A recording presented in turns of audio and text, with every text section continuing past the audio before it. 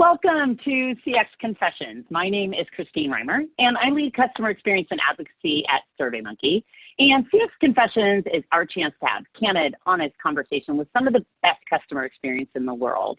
We would love this session to be interactive, so please tell us where you're dialing in from, what questions you have, and we'll get to them. Today, I am so excited to welcome my good friend, CEO of Gainsight, Nick Mehta. Welcome, Nick. Christine, great to be here.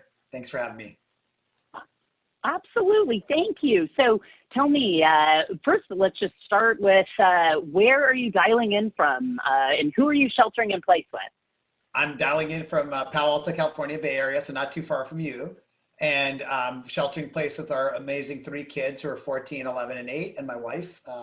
So the 5 of us have gotten to know each other even better than we ever have.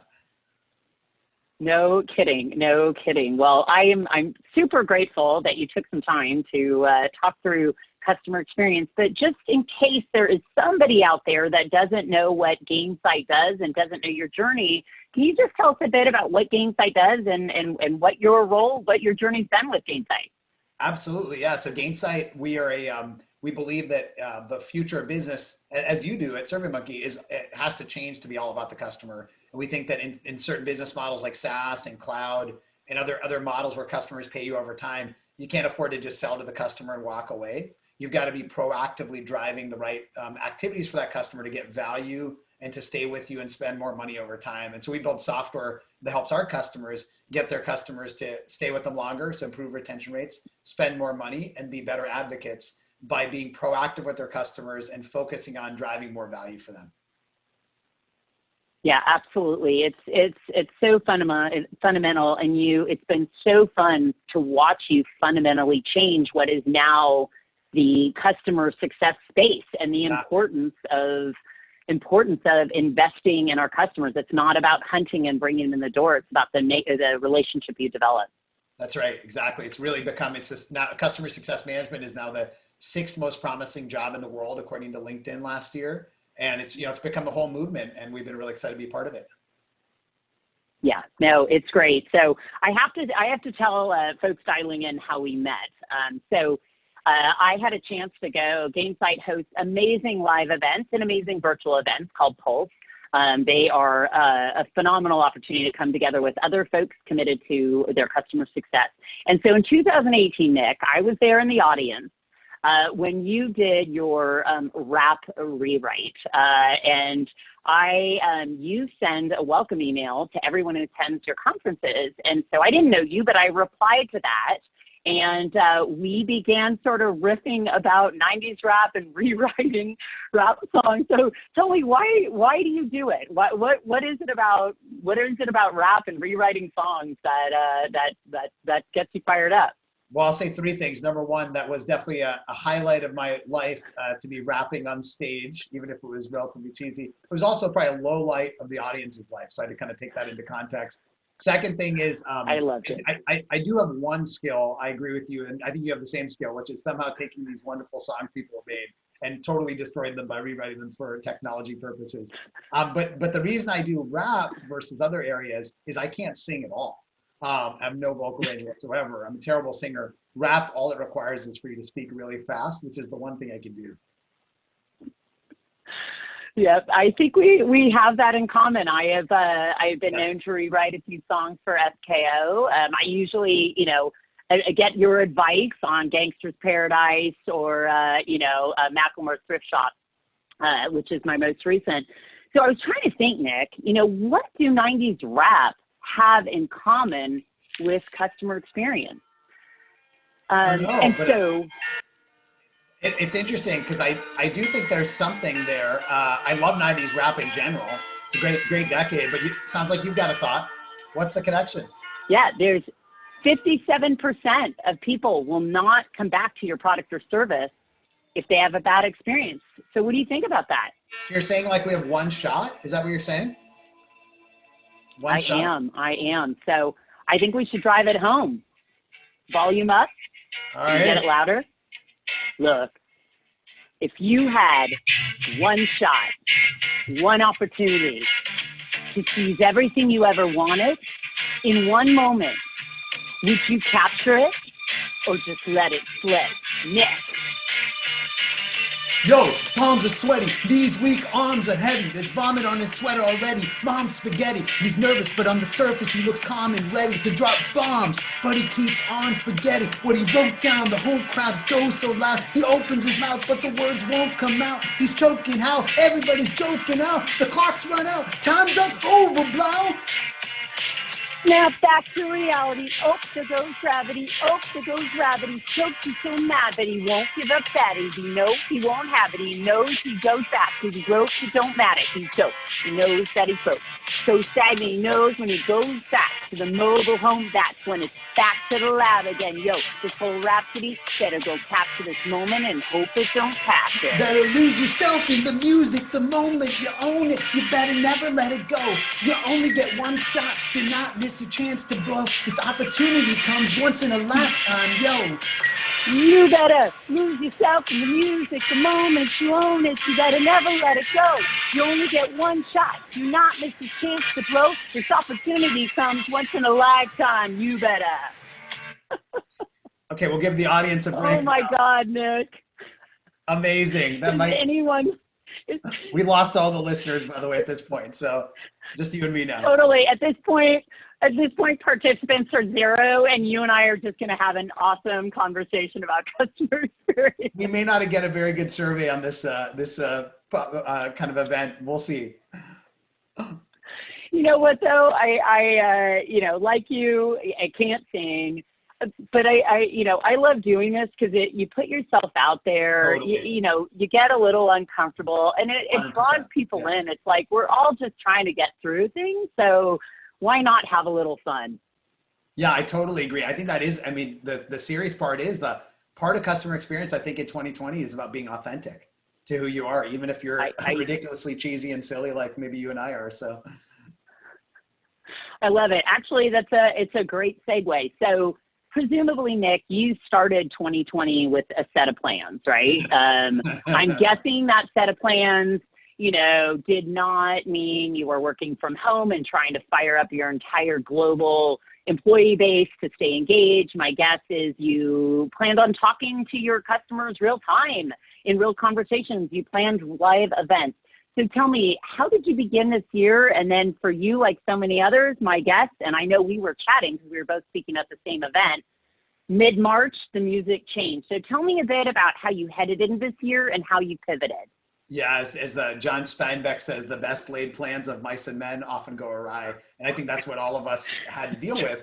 And actually what's interesting is I have a very specific moment in memory, which was in late February, I think 26th or so. We had our kind of sales and customer kickoff in Phoenix.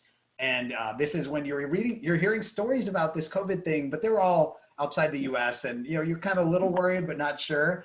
And we had our kickoff and it was really fun and we were all high-fiving and doing all these things you can't do anymore. And in fact, I closed out with doing a rap. I actually did My Shot from Hamilton for the audience, which was a lot of fun.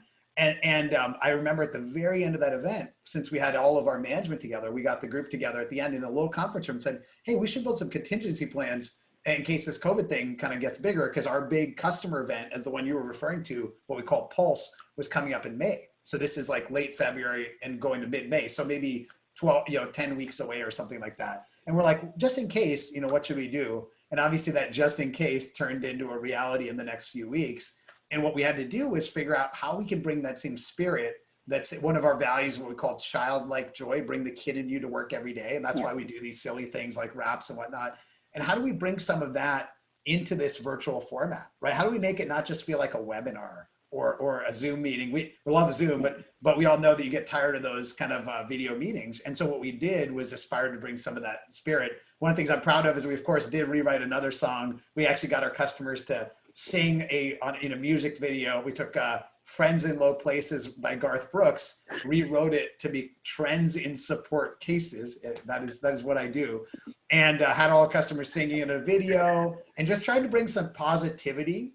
If you remember in May when our event happened, we were in the thick of it. I mean, we still are in the thick of it in some ways, but we really didn't know how we were going to handle anything. And I think it brought a little bit of joy for people, which was great. Yes, I shout out to John Herstein, a mutual great friend and a mutual customer over at Box. He killed it. Well done, John, on that one. No, I had a similar moment in that exact same week. Was actually in Dublin, Ireland, at HubSpot with Forrester, and that same moment of like, maybe the world's going to change and we should think about this, and how dramatic that has. So let me actually ask you, let me bounce some trends that I'm seeing and see if you similar. I'm totally not following the script. I send Mike over some questions and I'm like, no, this is more interesting. Scripts are boring. So I'll do anything. Yeah. Exactly.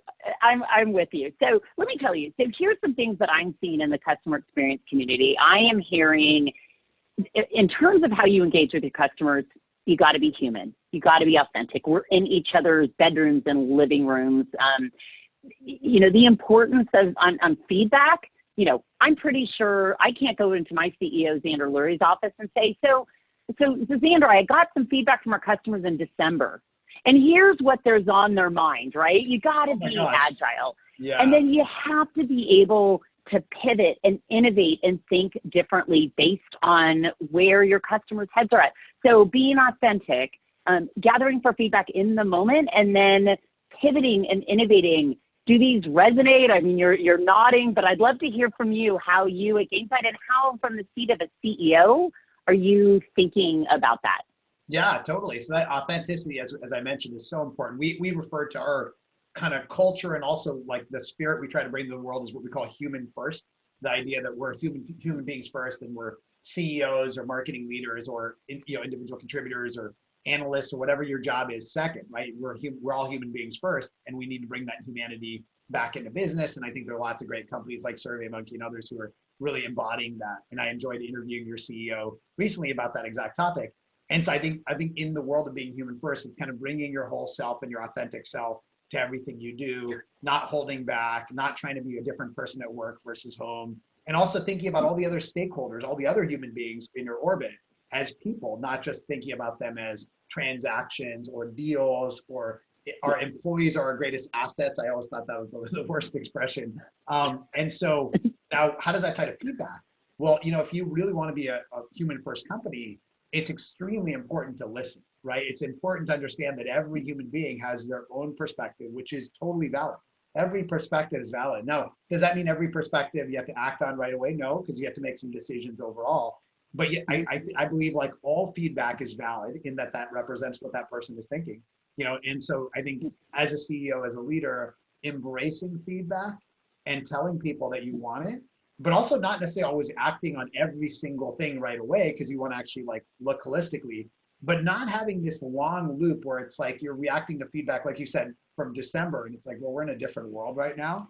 And so there's some element of how do you do this in a very agile way where you're constantly learning. There's that old world where you're sending a survey to your employees once a year, to your customers once a year. And that world is just completely dated now, right? You need to be getting continuous input from everyone involved. Yeah, no, couldn't agree more. I mean, the human first value, the connecting with folks, meeting them where they're at. And it's funny, whenever I do any webinars or sales training on customer experience, I'll say the same thing. Customers are not buildings, they're not domains, they're not organizations, they are individuals, they are people, they are humans. And the definition of experience is the impression you leave on an interaction. So what customer experience is understanding the impressions you're leaving from a series of interactions, and then the management is doing something about it. But you have to start by being hungry and listening. I love that. That's so well said. And I think people don't always understand that impression they're leaving because they're not asking the questions. So totally right. Absolutely. All right. So you think of, there's the asking part, asking for feedback, whether it's in the digital or a transaction or a relationship. And then you're looking for insights. You're trying to understand what about that feedback. To your point, you can't do everything on everything. Right. So what matters most? And then you're taking action. I mean, the whole reason you're asking is not just to sit on a report or some feedback you got. It's to take action. Tell me a bit what would be helpful for the audience, which is so many customer experience leaders. As a CEO, how are you filtering, lots of different pieces of feedback, and then what matters most? And then how do you think about prioritizing action? It'd be really helpful to hear kind of the seat you're in, how you do that. Yeah, it's such a good question. And it's, I think in the modern world, we're just flooded with that input. And I personally am very passionate about every stakeholder, every person's opinion matters, every employee, every customer. And so therefore I'm still that maniacal CEO reads like every survey response from an employee and every, feedback from a customer, every online review, and it all matters a lot. But one of the things I've been forced to learn about for myself is you can't whipsaw the team on every piece of input. It's like, oh my God, they said this, let's go do that. Let's go do this, right? Because it's one person's opinion, which is valid on their own, but it may not be the globally optimal thing. And so what I try to do is essentially take the feedback continuously, learn as I go, recognize it's always one data point, always try to close the loop with that person and make sure if I can, make sure they feel acknowledged and valued and so on. And then try to incorporate in the right kind of timeliness. So, some feedback is urgent. If we got feedback about, customers saying there's some problem right now, or an employee saying there's like an active issue, you got to go act on it right away. But it's always important to say, is this something that's really urgent now, or something we should incorporate into our next planning cycle? The way we plan is we've got a kind of annual set of strategies, and then each quarter we've got specific goals tied to those strategies. So is this feedback relevant to taking those strategies we have and iterating on the goals for next quarter? Or is it like a whole new strategy that maybe we should consider for next year? And so being really clear, and then I think closing the loop with that person about that, how you think about the timeliness, and I think if people appreciate, you can't turn the ship 90 degrees every day.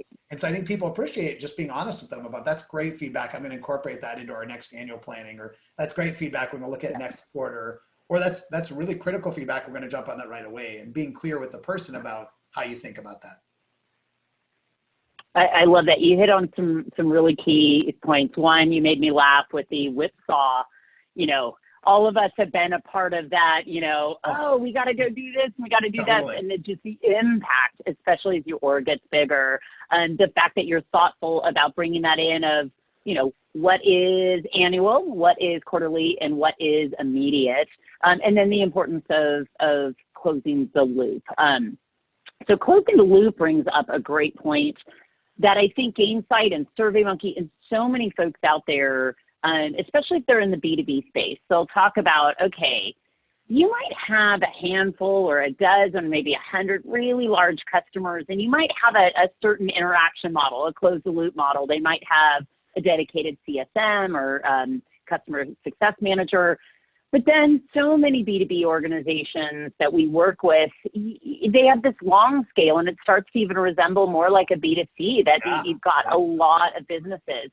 So when we talk about delivering a great experience, Nick, how do you, both at Gainsight, and how do you advise your customers, great experience, for high touch, but how do you do that at scale? It's a great question. And we in general, kind of customer success and customer experience is easier in the high touch in a way. It's hard in the high touch because clients are demanding, but you have people working on it. And so you can kind of say, hey, reach out to this client, tell them what's going on. We always draw kind of a pyramid, and we say there's 3 models of kind of customer success. And I think also customer experience, closing the loop, high touch, kind of what we call low touch, and tech touch. And so high touch is the one we know. You have a dedicated CSM that maybe they're managing 5 or 10 clients.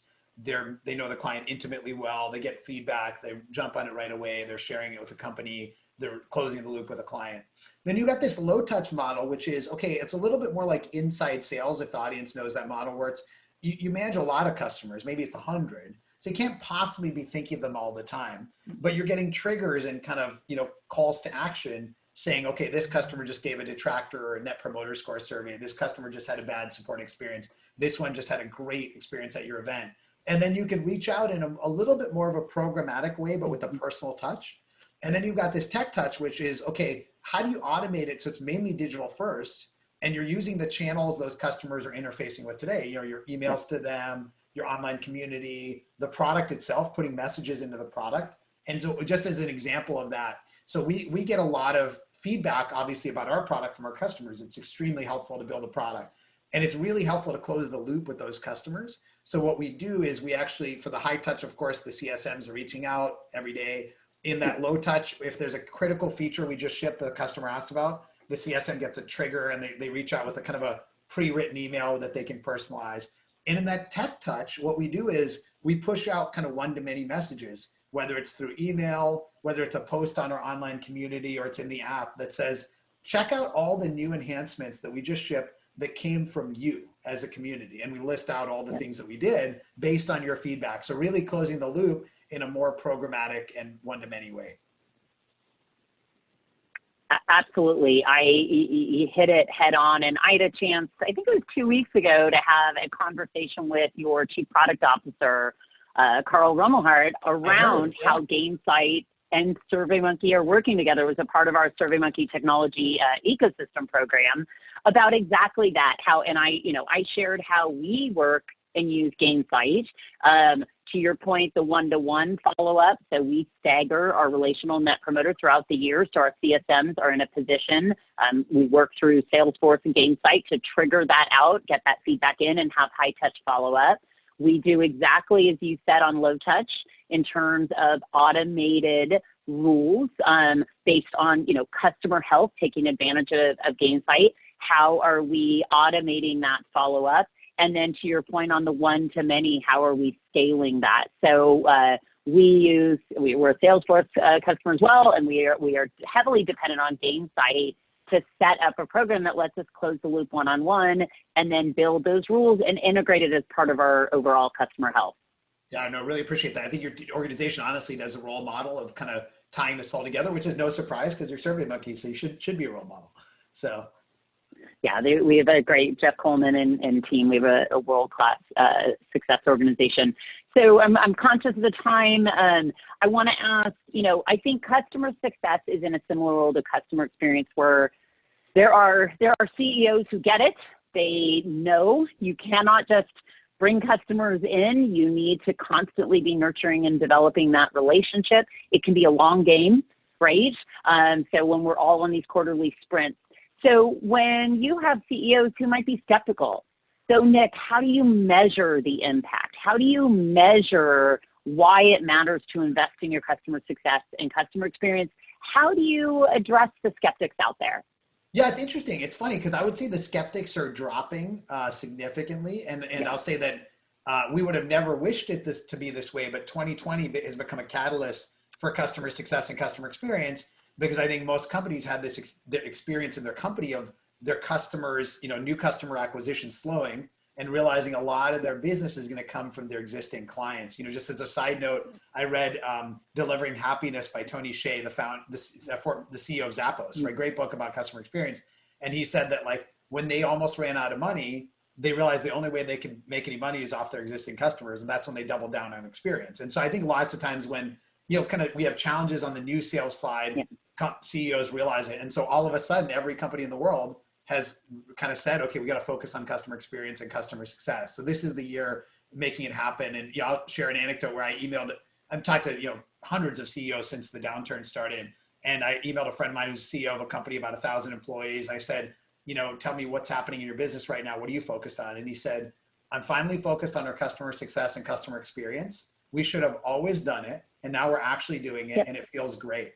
And I think that's what's really great if you're listening is I think the world's really changing. But to answer your question precisely, I think what's happened is in these business models that are customer centric, like SaaS, like cloud, like kind of pay for performance, in the metrics themselves, like the most important metrics now are about your existing customers. What's your gross retention rate? What's your net retention rate? What's your advocacy from your customers vis-a-vis net promoter score, things like that. And so I think most CEOs I talk to honestly don't have to be convinced anymore, which is exciting. It's a totally different world from 5 years ago. Now they want to know how to do it well, how to scale, all the stuff that you and I are passionate about. Yeah, no, I'm hearing the same thing. In fact, I run a CX leaders roundtable and we do surveys. They pick the topic. I have 65 CX leaders that meet in 4 roundtables. They pick the topic. They wanted relational net promoter. So I asked, in fact, the results are due in at 5 today for the roundtable that starts tomorrow morning. Has customer experience stayed the same increased in importance and decreased, and consistent to what I'm hearing across the board. Folks are getting that seat at the table. Their CEOs are like, in order to make our quarterly numbers, you have to be investing in delivering a great experience. So you have the opportunity to develop and expand that relationship because you're delivering value and you're listening. Yeah, it's funny. I'll share an anecdote that ties directly to that. We have an advisory board. It's a similar kind of concept of about 30 of our large customers. And these are basically chief customer officers or heads of customer success at mostly mid to large size companies. And I had them on a video in May, and I asked them, okay, in the kind of Zoom chat, type in, what are you doing more of since March? Like what's more important in your company? What are you doing less of? Okay, so more of, they listed all of the things that you do in the customer experience, customer success world, measuring the health of our customers, getting more proactive, tech touch, scaling, all this stuff that you and I geek out about. And there was one answer for less of. The one thing that they said less of, having to justify to my CEO why this matters. I don't have to do that anymore. Okay. In the world. So I think it's totally right. It's not, you don't have to justify it anymore. Now you have to show how. And if I was giving any advice to people, I think most CEOs are now converted. Now it's just like, how are you going to practically do it? How is it going to improve my retention? Being really, really clear about that.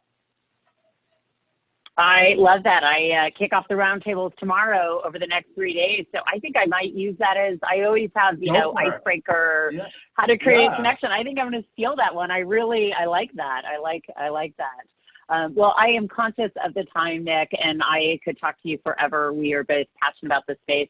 I'm terrified I will not be watching that video over again because, the key of doing these things is never watch the replay. So I'll get someone else to take a look at that. But any just closing thoughts? We've got folks from, just getting started in the world of experience or success from all over the world to some of the top CEOs. Any advice or feedback on just how they can navigate this new normal? Yeah, I think that the two things I'd give you are, number one, the job of customer experience and customer success has never been more important. So you should come in with that confidence, that swagger, that your job is important. Don't doubt that anymore. No more imposter syndrome. But now the challenge for you is, what's the area you're going to make an impact in, where you can really make that direct connection to the P&L, the revenue and profit of the company, right? And I'd really challenge you to improve your financial acumen, right? So you can really talk to your CFO about this. That's the one thing I'd recommend. I think that is very, very good advice. I have been on the journey myself and know the importance. The more you can speak to how what you do drives growth, drives revenue, the more folks you will get paying attention to your work and the importance of it. Well, Nick, thank you. I think you summed it up. You got one shot. One shot. You got one opportunity. And so with that, thank you, Nick. Thanks to all of you for taking some time to join us to have a conversation of why customer experience and success matters. So for everybody out there, have a great day. Thank you so much, Nick. Thank you, Christine.